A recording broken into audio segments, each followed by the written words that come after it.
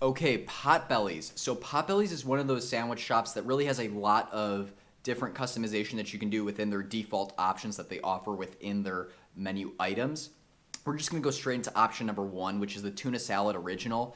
This is going to have tuna, which has really good omega-3 fatty acids that reduce inflammation and improve heart health. We're going to want to have lettuce on there, which is rich in antioxidants and help improve heart health as well. Same thing with tomatoes.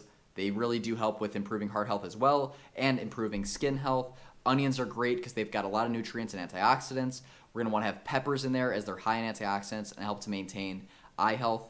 And then multigrain bread instead of the regular French bread that they use. The multigrain bread is higher in fiber and vitamins and minerals, as well as manganese, which is a good mineral that you want in your daily nutritional intake.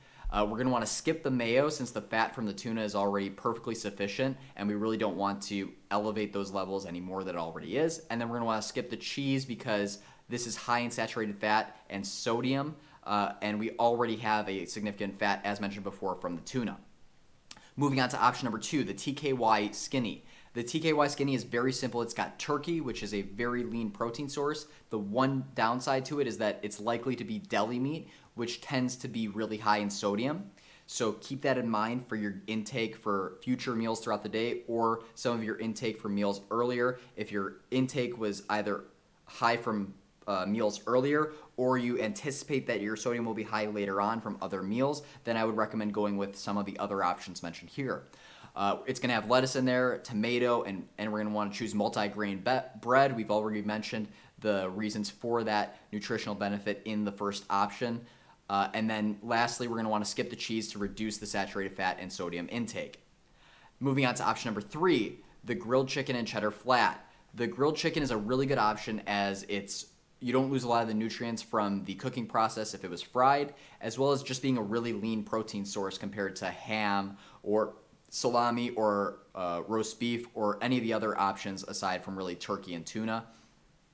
It's going to have lettuce and tomato in there, and then we're also going to add in mayonnaise. The reason why mayonnaise makes sense on this option is because we don't have, unlike the option number one where we had that tuna, which was increasing our fat. In this case, we don't have that tuna. We have grilled chicken instead, so we can add in the mayonnaise because one, that's going to increase our fat intake to good levels to even out the meal, but it also has good fats. It has monounsaturated and polyunsaturated fats. So I really feel that mayonnaise tends to get a bad rap, but in this case it makes sense. It's very much a situational add-in, but definitely include it for this option number three in the grilled chicken and cheddar flat.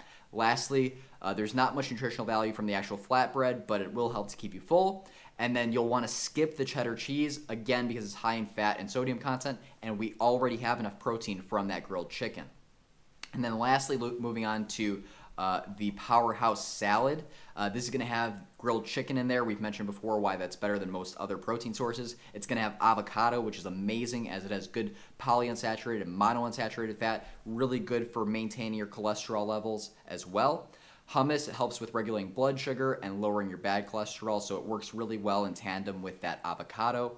Egg is a really good protein source, but keep in mind that the yolk actually has a lot of cholesterol in it as well, so calibrate that accordingly with other meals throughout your day.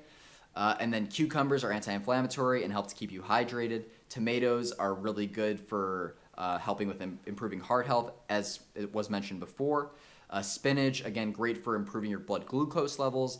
And then lastly, you're going to want to ask for the Potbelly vinaigrette sauce or dressing on the side so you can control how much is used, if any. I typically recommend that you don't use any because these are added sugars that we really don't need. There's not much nutritional benefit there.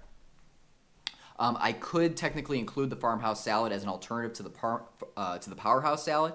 However, if you have to remove the blue cheese and bacon, and at that point it really is the same salad as the Powerhouse Salad. So I've only included the Powerhouse Salad as the option because really if you're excluding those two aspects, the blue cheese and the bacon from the Farmhouse Salad, it's essentially the same salad.